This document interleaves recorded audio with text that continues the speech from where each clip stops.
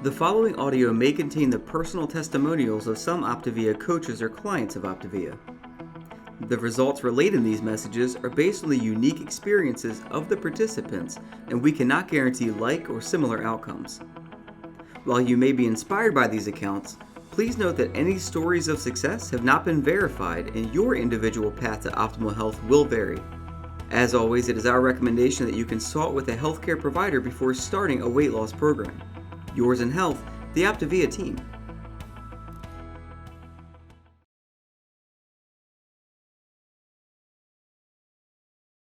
Welcome. Tonight we are so excited. I see the room filling up with people, and I'm so excited to be with you guys tonight. As you're filing in, I would love to know where you're coming here from. So go ahead and put your city and state in the comments, and we will get started shortly. And so excited to see the city and states rolling in. I love that we get to come together on Wednesday nights from all over the country, all over the world, and be together as a healthy community and enjoy celebrating each other and learning to become healthier by implementing healthy habits. Okay, my next question, as people continue to file in, we're gonna get started in 1 second, is we are going to be talking tonight about discomfort. And I know, and we'll talk more about this in a minute, that I used to handle discomfort, uncomfortable situations, uncomfortable emotions by eating double stuffed Oreos. So I want to know, when you were seeking comfort, what food or drink or activity did you do that may have been an unhealthy activity? So go ahead and put that in the chat. I love this. Okay, so welcome to our Wednesday night Habit of Health webinar. My name is Leslie Begin, and I am a certified health coach with OPTAVIA. I wanted to take a moment and introduce you to my family. This is my husband, Trey, in that picture. And then these are our 6 beautiful daughters. And I always get the same question, are they all yours? Yes. Did you have them with the same man? Yes. And are your hands full? I'm like, yes, they're full, but full of wonderful things. So I started my health journey 5 years ago when I went on program to lose some weight, but really I gained a whole new life. And so tonight, I'm so excited to be with you and share with you some of the things that I learned as I was moving forward in my health journey, and that I'm still learning to put into my life as I become a healthier and healthier version of myself. And the cool thing as a health coach is that I get to work with one of my best friends in the whole world, and she is on here with me tonight. We work together, travel together, raise families together, even though we live in other parts of the country. So JOANNA Mitchell, I would love for you to come off mute. Hey everyone, my name is JOANNA Mitchell. I am a certified health coach. Also, I am not married to Trey. I am married to Jay, who is Trey's best friend. And I also have 6 children. So the theme tonight is abundance. But I have 6 amazing children, and yes, they are all mine. Yes, our hands are full. Yes, we live a crazy life. I started this journey 4 years ago just because Leslie told me I needed to lose some weight, and I had no idea that I was embarking on a journey that would change my life and my family's life forever. And we are just beyond ecstatic to be able to talk with you about the topic that we're discussing tonight. All right, so I'm gonna jump right into our topic. This is one of our favorites. I kind of teased you in the beginning. Tonight we're gonna be talking about emotions and our minds and our culture and what we do as humans to lessen or moderate the impact of emotions on our life. And so what we're gonna call this is buffering.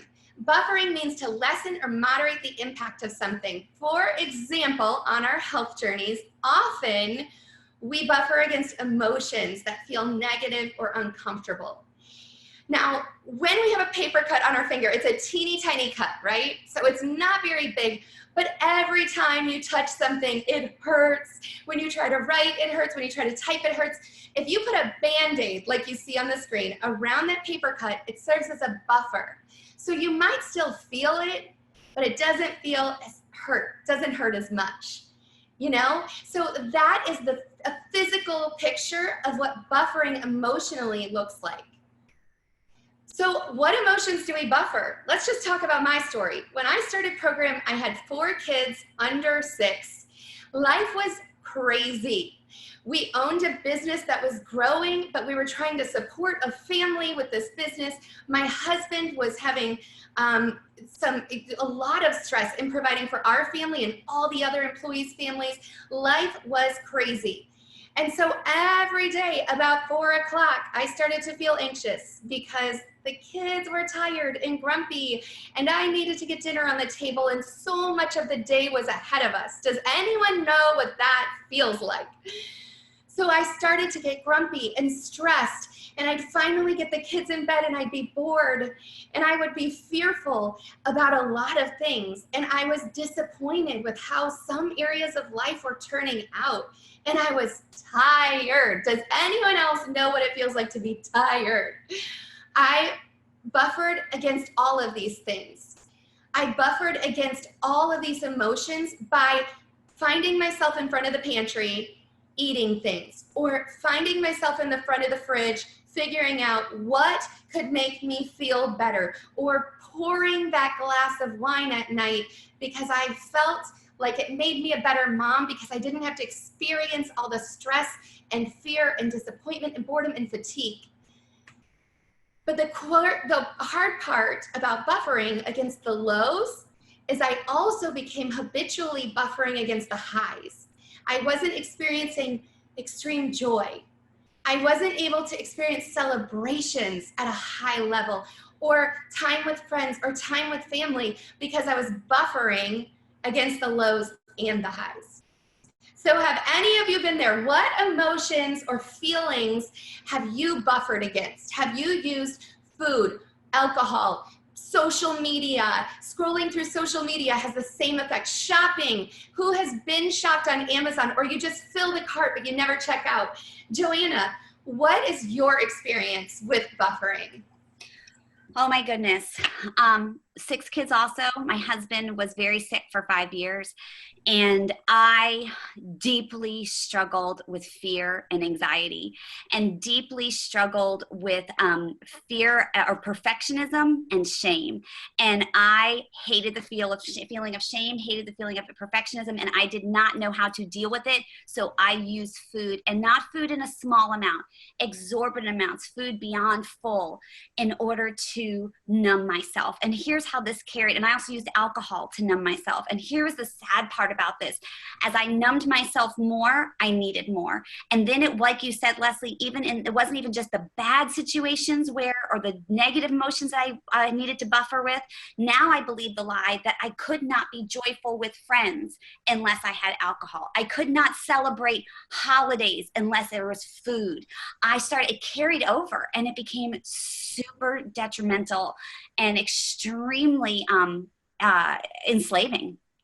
Yeah, absolutely. So again, in the chat, what are some of the things you buffered with, whether it's food or social media, shopping? There's so many buffering agents. What have you used to numb emotions? We want to see it. So buffering really is creating a false pleasure. And I want to define what false pleasure is. A false pleasure is something that feels great in the moment, but is sometimes followed by regret or shame. It's an instant dopamine burst, and it creates a more intense desire followed by that burst. So that's why you can't just eat 1 cookie, you go for 6 cookies because you want the more intense, you have that more intense desire. It doesn't line up with the true goals, the goals that you logically know are most important to you. The false pleasure doesn't line up with those. It's temporary satisfaction. It only satisfies you for the moment, and then it leaves you wanting more. It comes from external sources typically, and it's always seeking more, but getting less and less satisfaction from it. And it usually has a negative consequence. So then what is a true pleasure? Well, in order to define a true pleasure, I really wanted to just give you examples of what a true pleasure might feel like for you. It doesn't create that instant dopamine boost, but it's dopamine boosts that are light and they kind of build up. So true pleasure was becoming the best version of myself, anticipating the achievement of becoming better. A true pleasure was living out my why, like not just reaching my why, but living it out. True pleasure was feeling in complete control of myself when the food didn't dominate me or the alcohol didn't dominate me, but I had control of myself and ownership over my cravings and my desires. A true pleasure was fitting, and still is every day, fitting in my clothes and not having to fear going into the closet. It's having sustainable long-term energy to do what matters most to us. It's feeling well rested. It's having mental clarity to make good decisions. And it's the ability to dream big dreams and start accomplishing them. That's true pleasures that come from inside in most cases. So every time I ended up outside the pantry, tell me if this was you, and I ended up eating the Oreos, or I was so tempted and so driven to go to the pantry, I would say, why do I do that? Why do I keep doing this? Well, our culture tells us to avoid unhappiness and negative emotions at all times. Our culture also tells us that we are entitled to feel pleasure and happiness at all times. I mean, Coca-Cola says there is literal happiness in a bottle of Coke. We deserve to feel happy and good, but the truth is life is both good and bad. We have good emotions and negative emotions. It doesn't mean our negative emotions are bad, they're just emotions.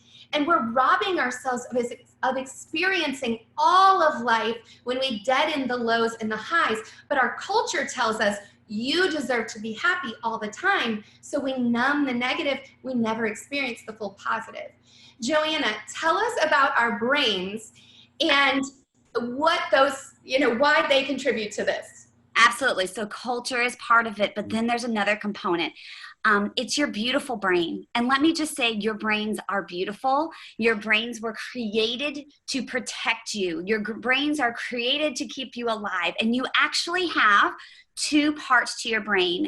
There's a fantastic book called The Whole Brain Child. I highly recommend it, but it describes the brain in two parts. You actually have an upstairs part of the brain and a downstairs part of the brain.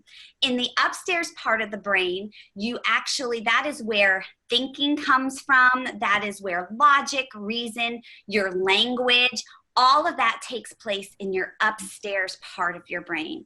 Now your downstairs part of your brain, that is where you have emotions. That is where the fight, fright, or flight takes place. That is the part of the brain that was designed to keep you safe if a roaring lion was coming at you or a Mack truck. Here's the little bit of issue though with all of this. Your brain does not know the difference between a Mack truck or a lion coming after you, or stress, or exhaustion, or just being overwhelmed with work, or rejection. It doesn't know the difference. And your brain also loves connections. It doesn't want to have to find new ways to connect and new ways to be able to help keep you safe. So it's going to use old connections. So have you ever heard that term, what fires together, wires together? So let me give you an example. My kids come home from school, everyone's screaming, there's chaos going on, and I am highly stressed, and my downstairs brain thinks, oh my gosh, she's dying, and you might want to go get some dopamine right now. And it happened that my first source of dopamine was Ben & Jerry's. Boom, connection wire, dopamine released, and now my brain learned, oh, that works. Hey, when she goes to the pantry and eats something, dopamine is released. Connection fired. Now your brain is going to automatically drive you to food the next time they're stressed, because again, it doesn't know the difference between a Mack truck coming at you and stress. And so it wants to keep you safe. It wants to keep you comfortable. And think of it as like that neural pathway is a dirt road. It's a well-worn pathway. Every time a car goes over, it's run over it again and again and again. So it's going to keep going back to what worked to keep you safe. It's going to keep going back to what worked to release dopamine. Dopamine is that desire neurotransmitter. It's going to seek rewards at all costs and false rewards. And here's the trick with this. Now you go back for a cookie, but it's less than the amount of dopamine you get. So now you need 2 or 3 cookies or 4 cookies. Why am I telling you this? Because I want you to understand a couple things. Number one, these urges are not negative and they're not your fault. There is a reason why it's happening. You are not broken. You are not messed up. You are not just lacking willpower or self-discipline. You just have a habit. There's just a habit there. There's just a well-worn pathway. And here's what's so beautiful about our brains is that our brains have neuroplasticity. In other words, your brain can be rewired and reshaped, and you can hack it and develop new neural pathways. And we're going to talk about that and train you on how to do that, because you can do this and you can have victory. So good, Joanna. So what we're going to train you in is something you've probably heard before. And if you have, don't tune us out, because hopefully we'll give you a little new twist on it. Dr. Anderson, the co-founder and medical director of OPTAVIA, has given us the tool Stop.Challenge.Choose.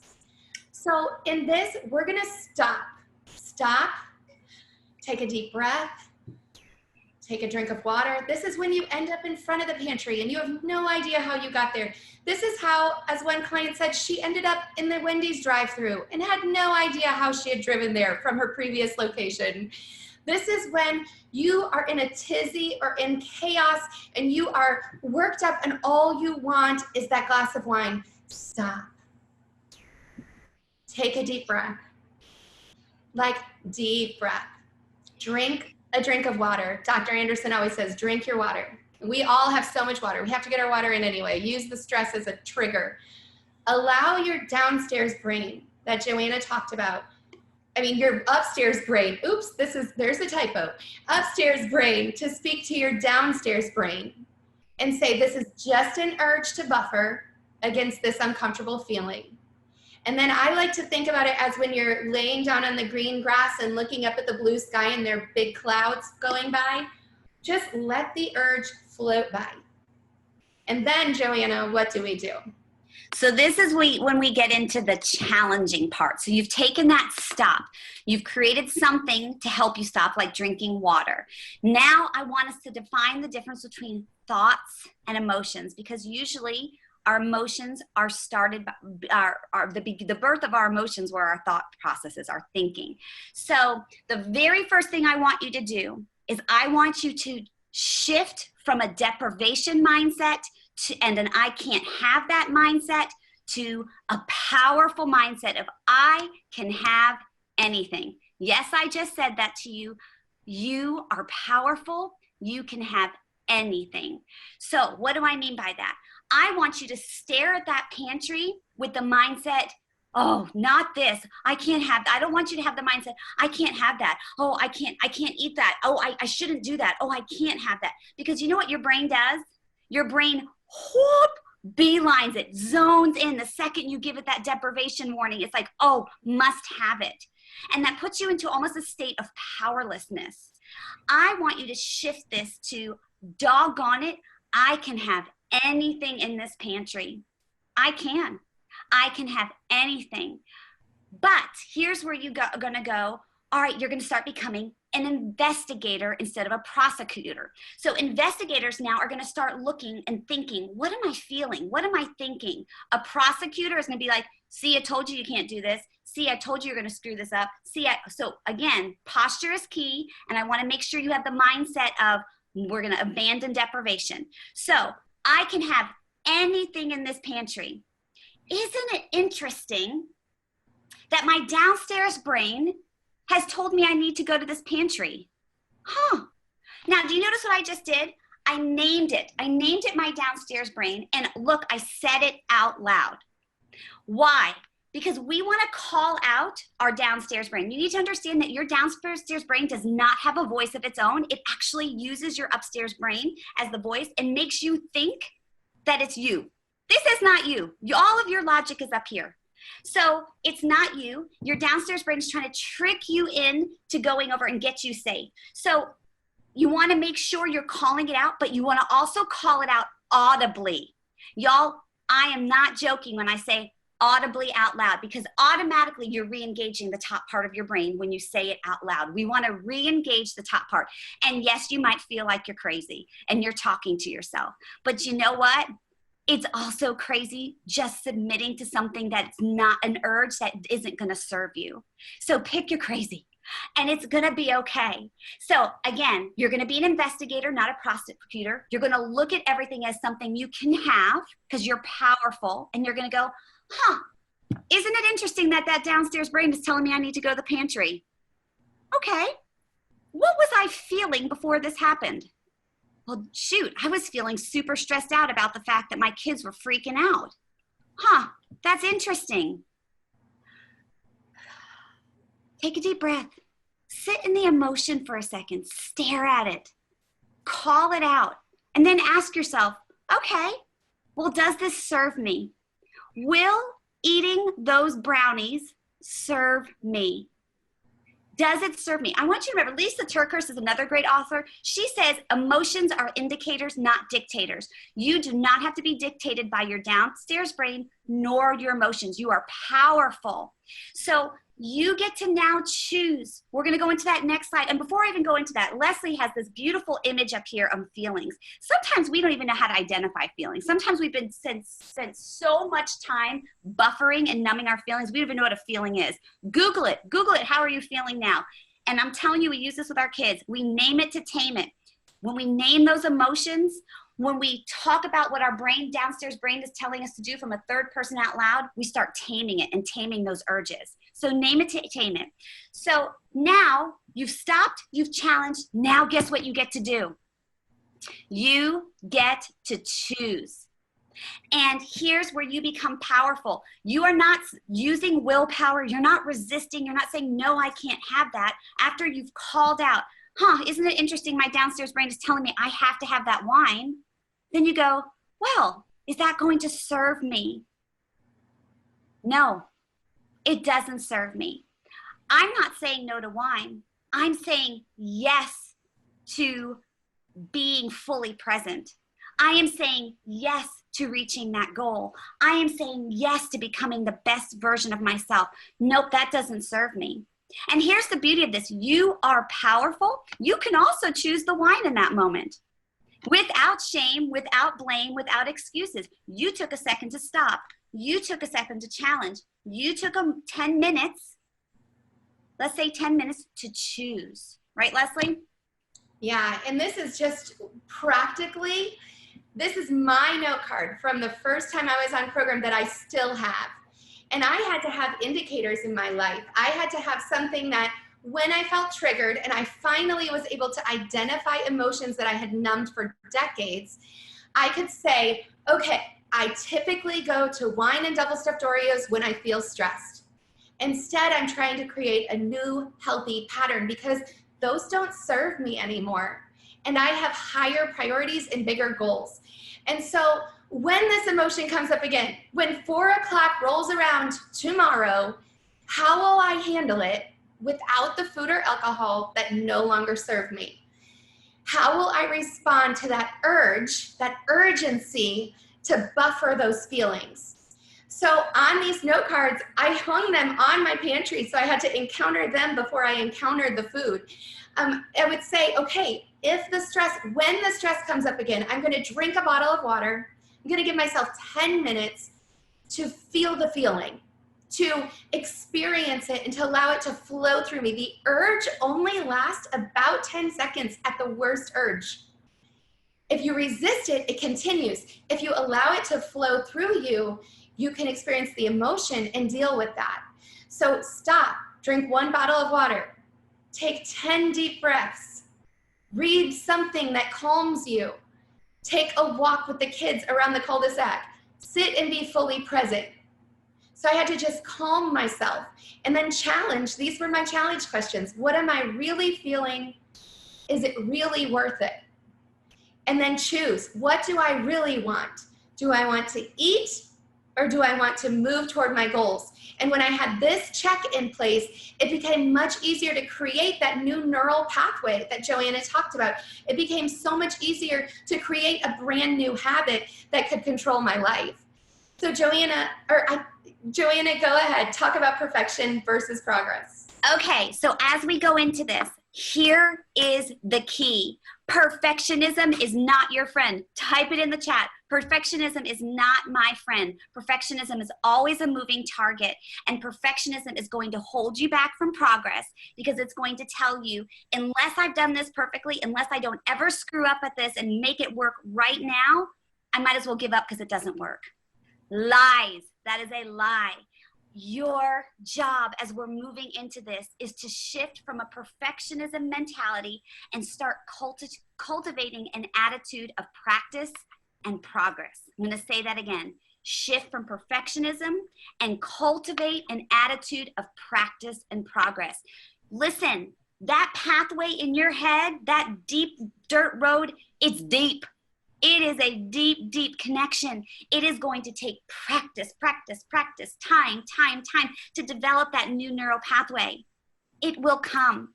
And just because it doesn't work once doesn't mean that it isn't going to work. Your downstairs brain is going to tell you, see, it doesn't work. See, you shouldn't do that. You need to go back to what keeps you safe. So you call that out again. Well, isn't that interesting that my downstairs brain is telling me that this doesn't work? Isn't that interesting that my perfectionism is trying to keep me in the place where I can get easy dopamine?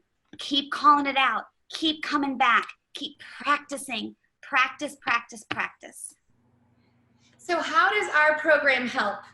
Our program makes the healthy body part simple so we can focus on working on a healthy mind. When the nutrition is taken care of, you have so much more mental space because you're not thinking about what am I going to eat? When am I going to eat it? I spent so much time mentally preparing the next moment of food or battling against it. Our program has such clear boundaries, and within boundaries, so much freedom is there to be able to focus elsewhere. And our program gives us a mental space to become the best version of ourselves. So we are going to challenge you to decide tonight to stop. I'm going to ask you to make a decision in just a minute. So get ready to type it in. Stop the next time you feel that desire to buffer, that urgency to buffer. Challenge yourself. Identify the thoughts and feelings. Choose your best yes. Choose to do the work to grow a healthy mind while our amazing program works on your healthy body. And with that, Dr. A's Habits of Health and Living a Longer, Healthier Life and these podcasts radically transformed my life. Use the tools that you've been given in that box. Break the cellophane off, dust the jacket of that book off, and start reading. It's going to change the way you think about fueling your body. And then the other thing is, some of us, those neural pathways are so deeply rooted. We have used food as a numbing and buffering agent for so long. Sometimes we need an outside source to help us work through that downstairs brain self-talk that's going on. So sometimes I want to encourage you, reach out and have a counselor or a therapist work you through some of those things. Your coach is not your counselor or therapist. They're an amazing guide for this journey and encouragement and the support. But sometimes you need somebody on another level. So thank you guys. I want to know, what are you deciding tonight? What buffering agent are you deciding to say that doesn't serve me anymore? What emotional eating pattern are you going to choose to contend against and create a note card for of how you're going to stop, challenge, and choose? Put it in the chat. And I want to thank you for being on this Wednesday night Habit of Health webinar. And thank you for joining Joanna and I. This audio may have contained the personal testimonials of some OPTAVIA coaches or clients of OPTAVIA. The results relayed in these messages are based on the unique experiences of the participants, and we cannot guarantee like or similar outcomes. While you may be inspired by these accounts, please note that any stories of success have not been verified and your individual path to optimal health will vary. As always, it is our recommendation that you consult with a healthcare provider before starting a weight loss program. Yours in health, the OPTAVIA team.